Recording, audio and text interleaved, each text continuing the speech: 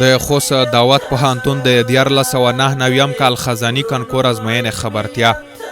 خوست دعوت پوهنتون د 1499 کال خزاني کنکور ازموینې لپاره نوي زده کوونکي مني.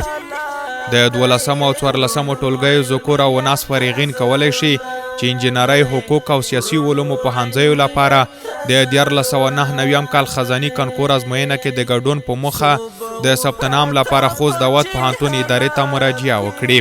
د ثبت نام شرایط: لومړی د 12 ټولګي شهادتنامه یا د 3 کلونو نمرو کاپي، دویم د تذکرې کاپي، دریم اته کیتې عکسونه. د کنکور ازموینه به د 1499 کال د میزان میاشتې په 13 نیټه د چهارشنبې په ورځ د ماسپښین په 2 بجو اخیستل کیږي.